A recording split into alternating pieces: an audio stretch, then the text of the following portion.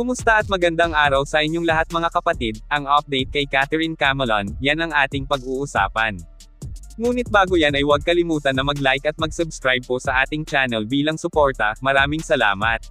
So alam naman nga po nating lahat mga kapatid na matagal nang nawawala itong dalagang guro na si Catherine Camelon, ni wala nga po ni isa sa atin ang may alam magpa hanggang ngayon kung ano na ang nangyari sa kanya. Isa nga po sa itinuturong suspect sa biglaang pagkawala ng dalaga ay ang nakilalang nobyo umano nitong pulis na si Major Alan De Castro. Sari-saring investigasyon na po ang ginawa ng ating mga kapulisan para mahanap o di kaya'y tuluyang malaman na kung ano at kung sino talaga ang totoong dahilan sa pagkawala ni Catherine. Hindi na biro ang tinagal kasi mahigit isang buwan na nga po siyang nawawala. Ngayon nagpasya ang pamilya ni Catherine na lumapit kay Joy Costora o mas kilala sa pangalang Jay Costora mga kapatid, well known as sinner who is viewed as Nostradamus of online media, na kung saan ibig sabihin ay may kakayahan siyang makita ang future, o mga bagay sitwasyon na hindi pa nangyayari sa kasalukuyan. Talagang hindi basta-basta ang taglay nitong kakayahan mga kapatid, masasabing siya ay hindi pangkaraniwang tao lang, ibang-iba sa ating mga ordinaryong tao, na sa mga hindi pa nakakaalam may mga iilang hula na siyang talagang tumutugma at nagkatotoo kaya naman sa ngayon ay marami ang namangha at humanga ng husto kay Jay Costora.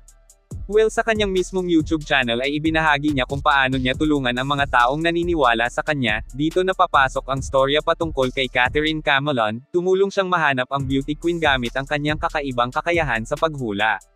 Na kung saan sinabi niya ditong buhay pa si Catherine, mahirap nga lang daw matukoy kasi palipat-lipat siya ng lugar, sa madaling salita palipat-lipat ng pwesto ang mga taong bumitbit kay Catherine mga kapatid at madaling araw nga dong ginagawa ng mga dumukot ng dalaga para hindi matimbog ng mga kapulisan, o ng mga taong naghahanap kay Cat. Take note binanggit niyang may kinalaman ang legal wife ng pulis na karelasyon ni Catherine sa pagkawala, at nakapagtataka dahil talagang nahulaan niyang buntis ang legal wife ni Police Major Alan De Castro, na ito ay hindi pa po alam ng karamihan mga kapatid. Well talagang hindi biro ang kakayahan ni Jay Costora sa panghuhula dahil tumutugma ang iilang mga sinabi nito. Ani niya buhay si Catherine at tinatago sa isang gusali o bahay, something color white nga daw ang bahay at hindi siya sigurado pero lugar ng Laguna ang lokasyon sa pinaruroonan ng bahay mga kapatid, at may nakikita nga daw siyang tanawan.